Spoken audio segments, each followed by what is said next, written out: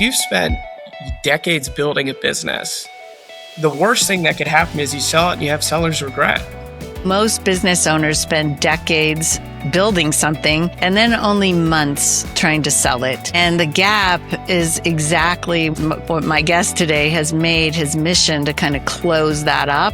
Know the rules of the game before you play. If I step on a tennis court and I don't even know how tennis is played, there's no world in which I'm going to win that game, period. Welcome to the Business Transition Roadmap. My name is Elizabeth Ledoux, and through my years, I have seen how communities thrive when business succession and transition are done well.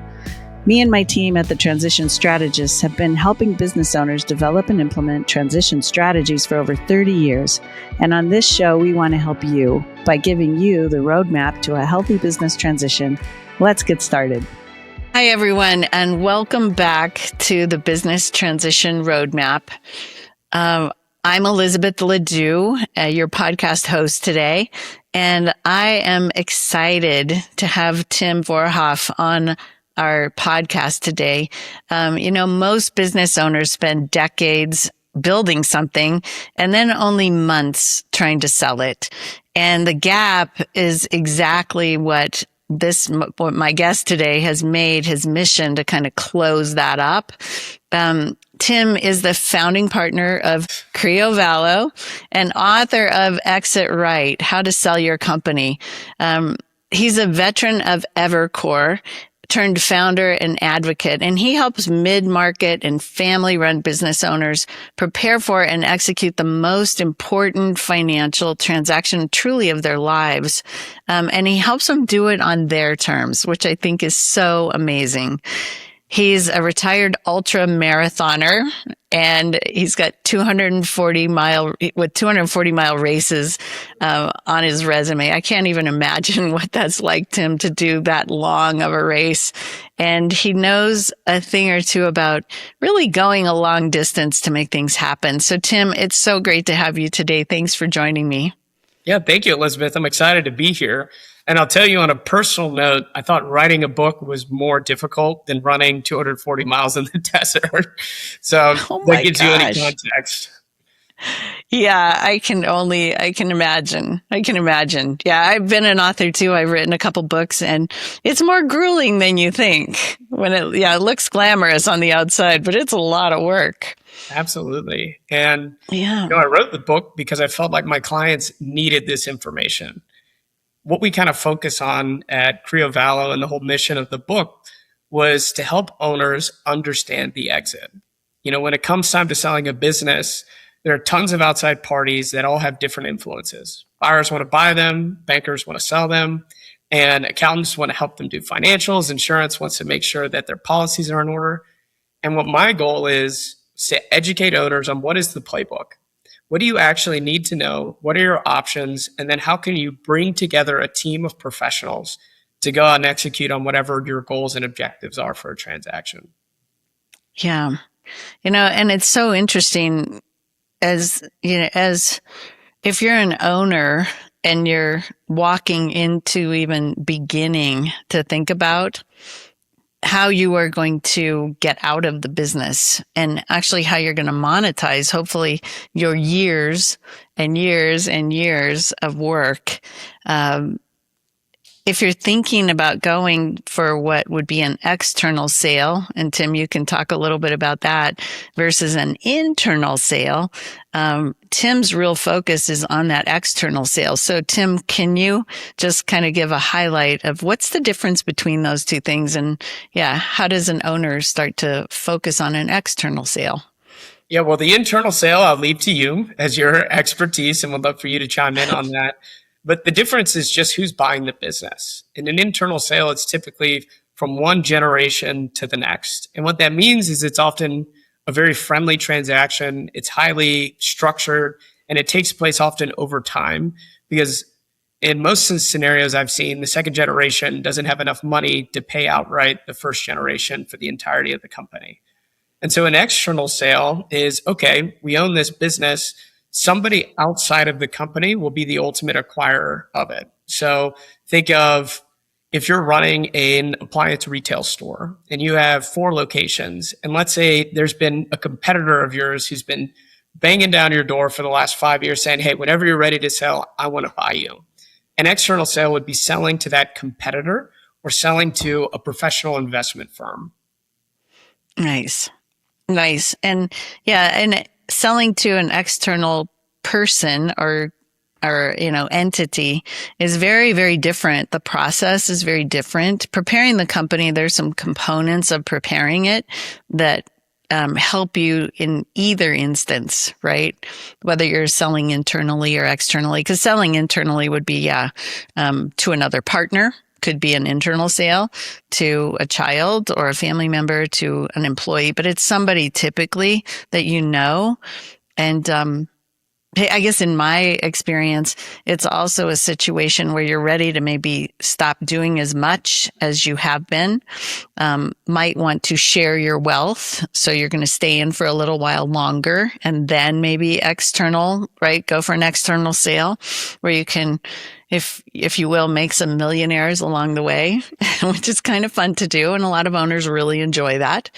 But yeah, so those internal versus external, you can have both actually in a company over the long haul. Yeah, absolutely. And I think what's interesting is that in our line of work, the most often reasons we get involved are entirely unprovoked by the owner, and they're caused by something exogenous to the business. So the 2 most likely scenarios are, 1, the owner's running their business, and then out of the blue, somebody says, hey, I want to buy your business, and here's the price I'll pay. We call that an unsolicited offer. And for most owners, they don't consider it. They're doing their job. They're growing the business. They get this offer. They're like, oh, wow, I need to consider this. Or worse, they decide to start going down the path of negotiating with that single buyer. That's scenario 1. That is very often the case why we get involved. The second scenario is what I call unexpected events, or the 5 Ds, which are death, divorce, disability, disagreement, and displacement. What all these things have in common is they're entirely unplanned. And what that means is something happens to the founder or the owner and the business has to transact. And in either of those scenarios, without proper planning, owners will leave value on the table. And I mention this because, like anything, the more an owner can get educated and plan for what their ultimate goals are, the more they can ultimately make in that exit. Because like you said, an external buyer is like selling your house to somebody outside of your family. You might love all the nuances and quirks and the fact that the washing machine, you have to hit it a couple times to get it to function.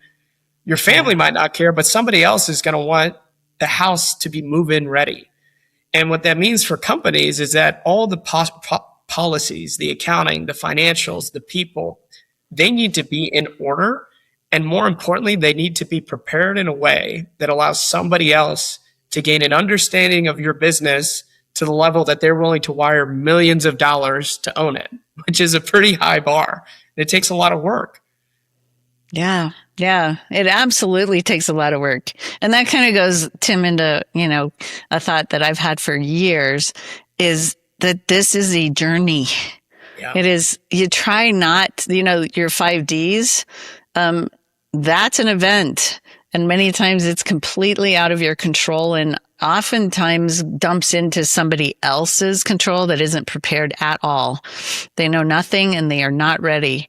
Yeah. And even the offer from, out of the blue, that's a pretty cool feeling, I think, to have. Like, hey, somebody thinks this is worth a lot of money. But it's, usually they come at you with a huge, nice story. And once they get into it, if you are not prepared, then that 20 or $30 million all of a sudden becomes 10 or 15, right? And you've gone through a lot of work to figure that out and you're disappointed. Yeah. And, I wrote the book for that exact reason, was that if you've spent decades building a business, the worst thing that could happen is you sell it and you have seller's regret. And in our experience, the best way to make sure that they're happy with the result is on a high level, think of businesses are a reflection of the people who built them. And just like people, businesses are never done. They're always a work in process.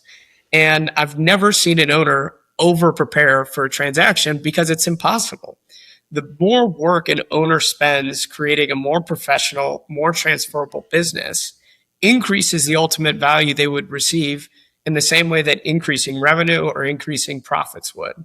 Now, that's something that a lot of owners don't fully internalize, because I know for me and my business, I want more revenue. I want to make more money. And that's a great yardstick for determining how successful is the company.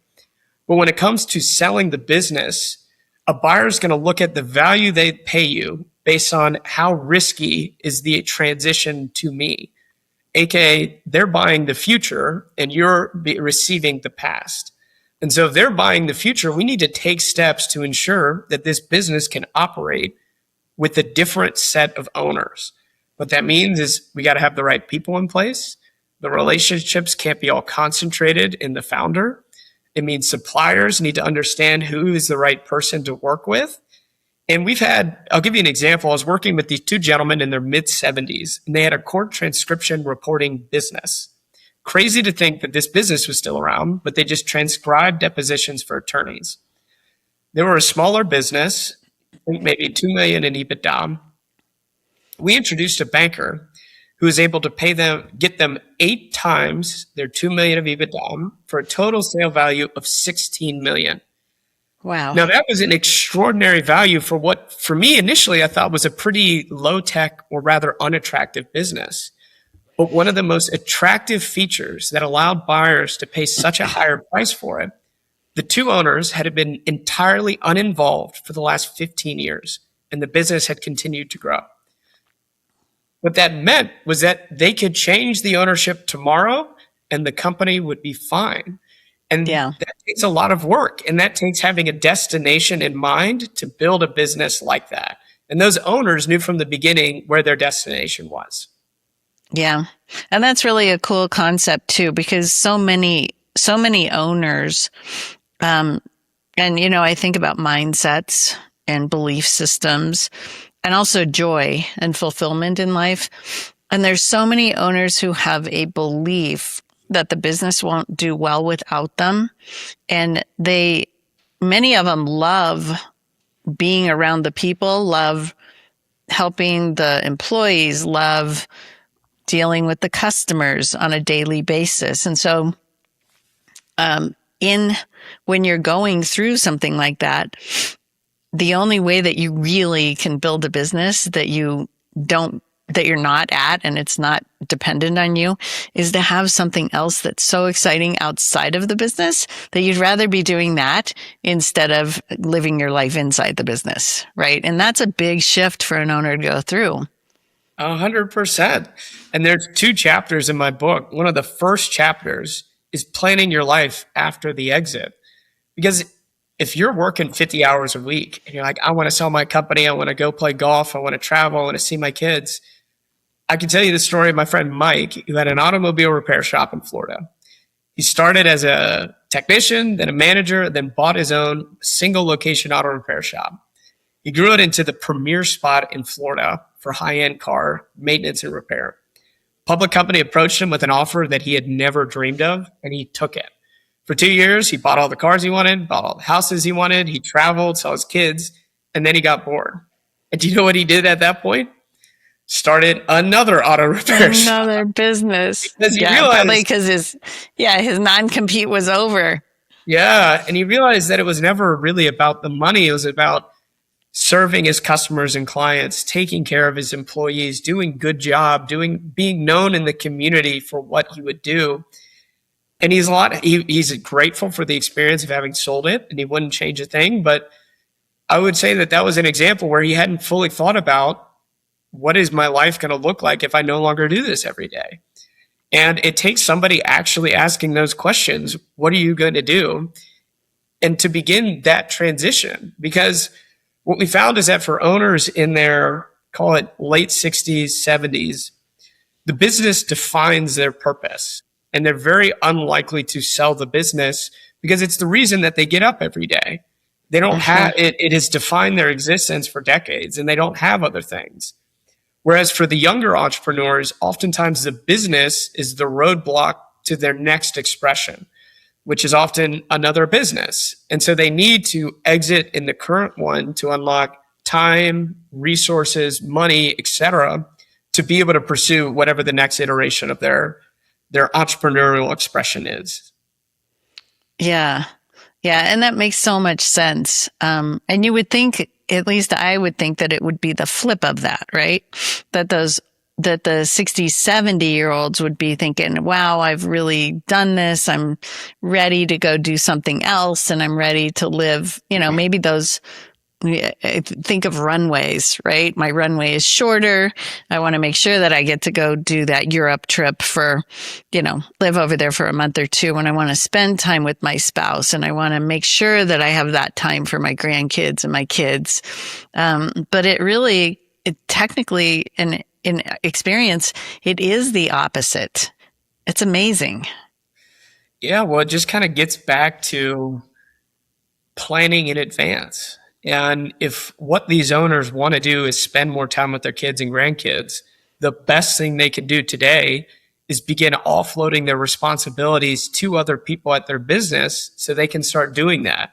And I'll give you another example of my friend Gabe. Gabe has a very successful company, and they're essentially, I don't want to give too many details, but what Gabe was doing was he was at an inflection point where he knew he needed to replace himself. And he went out and very deliberately hired a president and a professional CEO. He incentivized them appropriately, and then he moved into a chairman position. And I'll never forget this. He calls me, he says, Tim, I hired these two guys. 6 months in, the business has never been growing faster. I've never been making more money, and I've never done less work. And I'm kind of having an identity crisis. And I was wondering, is there anybody you can introduce me to who's done this before? And I said, Gabe, do you know what I like to call this? This is complaining over caviar. This is a great problem to have because you're one of the few entrepreneurs that actually replace themselves successfully and are seeing the benefits of that, because it is single-handedly one of the most valuable things an entrepreneur can do.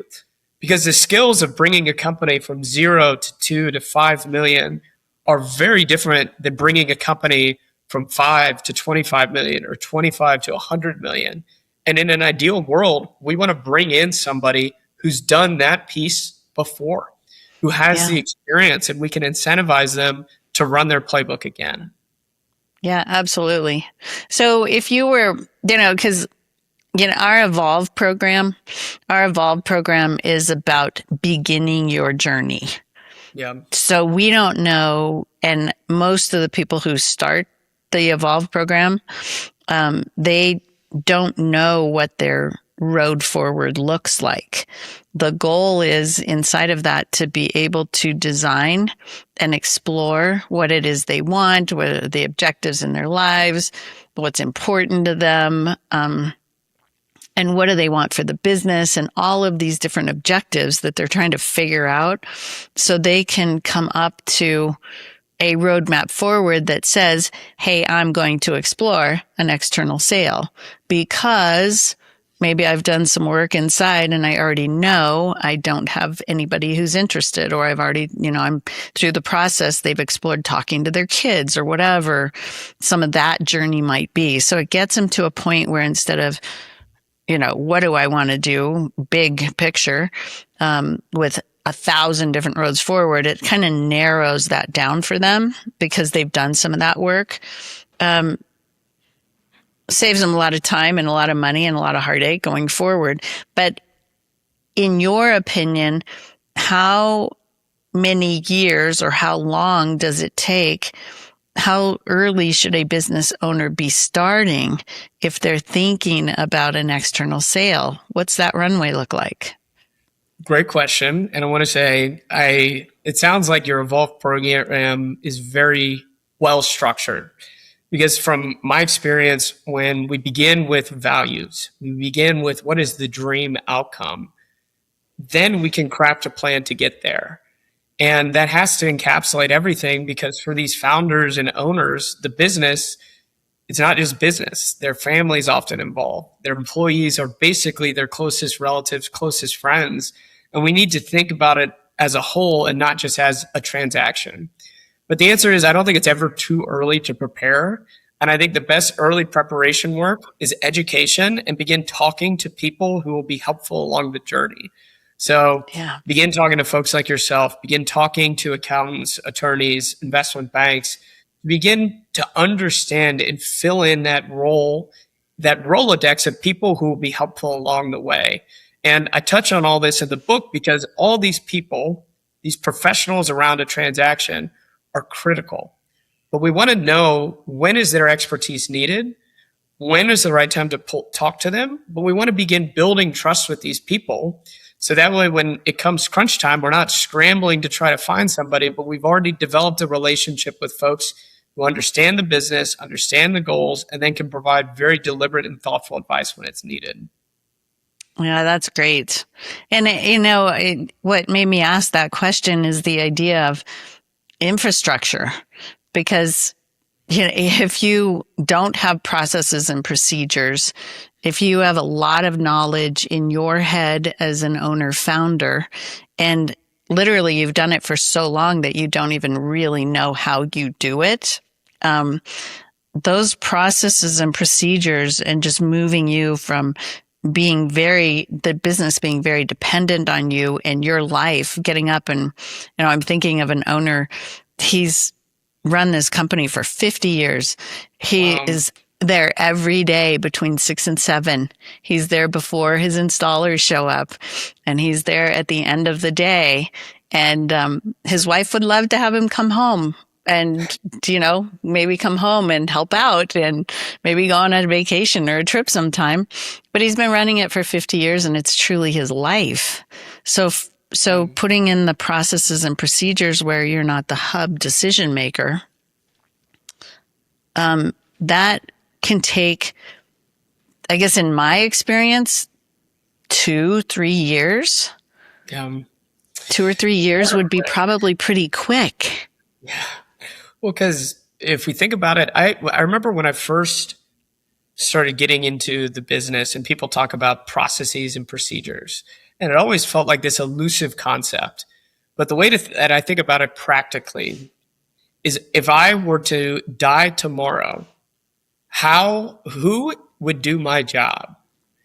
And if the answer is that everything runs through my email, through me, I then delegate, I make decisions, then we need to just simply figure out how to get the work done without that person there. So how can we put somebody else into this role and give them the tools that they need to be successful, right? So we're thinking about hiring a marketing person right now. And what we're going through is, how can we make sure we have all the resources, we have their job clearly articulated so that they can come in and be successful day one. And then the goal is, okay, how can we bring in one person, but then how can we allow that person to then transition out? And so if we think about the world's most valuable companies, I like to give Apple as an example. I would argue that every single employee at Apple could leave and Apple would still be Apple. Every single employee in that business could go in and come out and Apple will still continue to function. That's an example of a business that has clearly defined roles, processes, ways of doing their work where the people can be continually cycled in and out. At Evercore, it was similar. They had an intensive training program where for 10 weeks we went to New York and we learned the job. Then we went into the office and we began doing it. How can we think about doing this exact same thing in these owners' businesses to ensure that it's successful into the future if they're no longer around? When I think about that, and I think about that runway, that's why I think it might be a little bit longer than maybe what we think it might be. Just because if you're used to, as a business owner, doing things yourself and, people coming to you and you're the hub and you're about ready to then shift, because it's a big shift in how the culture works and everything. I'm going to start hiring people. I'm going to give them access to things that maybe I haven't wanted people to have access to in the past. So they have the tools and the authority to do that and the information. And I am going to, in essence, I'm going to start letting go. But as I do that, that's a transition for me. and I'm bringing in somebody new and I'm paying for them. So there's a hit on the company too, as far as from a financial perspective that needs to be made up, right? It's an investment in your future. So yeah, it takes a long time to make those, what I call behavioral shifts. And if you don't know what you're trying to accomplish, like to prepare for a sale or prepare for some kind of an exit, you really aren't thinking about that. You're just running the business and kind of status quo. It's sort of okay.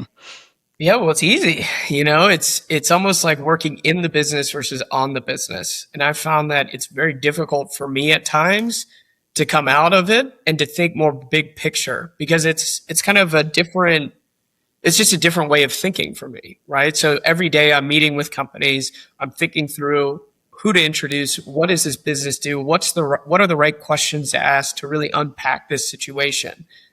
And then all of a sudden I have to just take a step back and think, okay, as a business, what do we need to do to grow?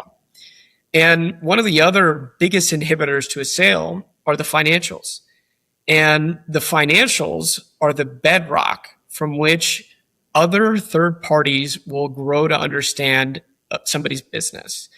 And there have been more processes derailed by having bad financials than probably any other single factor.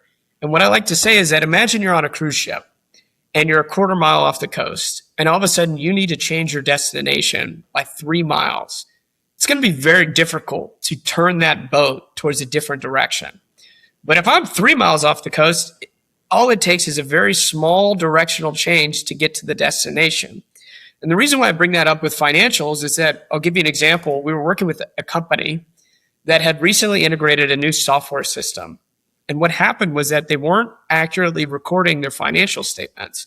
Some things were being miscategorized, and they were a very large company. And they wanted to pursue a transaction. This was in May of 2025. And after taking a look at it, going under the hood, we said, look, we can't pursue a transaction until we fix the accounting, period. No third party is going to be able to get comfortable with buying your business if they can't make heads or tails of what your numbers are. And so we had to take a step back, bring in a third party accounting firm to first just verify all the numbers. But then to take it a step further, this was a 9-figure revenue business. They didn't have reporting by different revenue line item. So the different services that they provided, they didn't have breakdown by commercial versus residential work. By all of their revenues were tied into one bundle. And a buyer needs to understand how to slice and dice your business, because that's how they're going to make strategic decisions moving forward. So a simple question would be, okay, what service line is your most profitable and growing the fastest? Yeah. And if you can't answer that, that's a rough one. And I think I'm an engineer by background, and I love doing things right. And it's, to me, I'm a futurist. I don't like going backwards and fixing things, because to me, I've already paid somebody to do it one time, and I really don't want to pay somebody to do it again.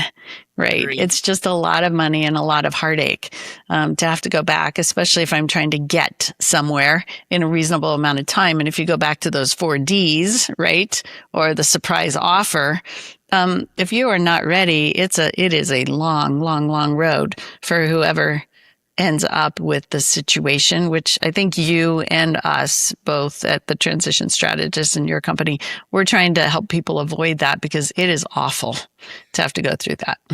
There have been scenarios where we've seen the entire business value deteriorate because of something like that. Yeah. Yeah. Leaving nothing to the next gen. A single doctor. He died in a tragic plane crash, and virtually all the value went away overnight, because nobody was prepared for it. There were no other doctors. There was nobody who could step in. And the people who stepped in had never been in business. They weren't doctors. They didn't understand it. It was just a mess. And what could have been intergenerational wealth for his kids, his family, his heirs, ended up being nothing. And all because there was no estate plan in place. They'd never considered what happens in the event that, he passes away. Yeah. And we all know many, many, many nice stories like that. So, I know our time goes so quickly and we've already been on quite a while. So it's time for us to wrap up. And I guess moral of the story from my perspective is truly consider spending a little bit of time really deciding what direction you want to go so that then you can surround yourself with the right cabinet of advisors and people, and you have time to go interview them and decide who you want to work with, and then walk down that road with confidence. That's the idea. To summarize our conversation today, Tim, I love at the end of my podcast to ask the guest, what one thing would you leave with our audience today? Just what one thing of either a tip or inspiration would you leave for them to consider? I have this quote on the back of my book, and it says, know the rules of the game before you play. If I step on a tennis court and I don't even know how tennis is played, there's no world in which I'm going to win that game, period. Selling a business is a game, and there are ways to maximize the exit, to maximize a transaction. It's not rocket science. All it takes is a practical education. That's why I wrote the book, and there's a ton of free resources, but taking the time to get educated for owners will pay dividends. That's awesome. I love, love, love that quote. So thank you so much for being here today. Really appreciate all your insight and your input. And congratulations on your business and being the owner founder of that. It's exciting. I know that in our show notes for everybody, you'll be able to see information about the book, where to get it, and how to contact and get in touch with Tim. So Tim, thank you again for being here today. Thank you, Elizabeth. Appreciate it. Thank you so much for listening to this episode of the Business Transition Roadmap. If you're ready to start shaping your own transition strategy, which I'm really hoping that you are, our team at the Transition Strategists would love to offer you a free discovery strategy session where you can explore what might be good for you and just some new ideas. We've got a new perspective and a new approach with people first.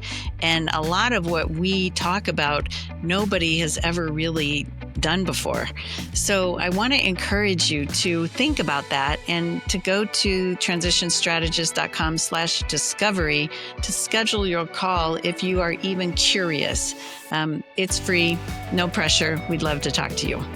And by the way, if you're a successor or if you've got one in your business, you'll also want to check out for sure Your Next Gen Friend, A Successor's Guide to Business Transition. It's a podcast that's hosted by my successor, Andrea Carpenter. She's incredible.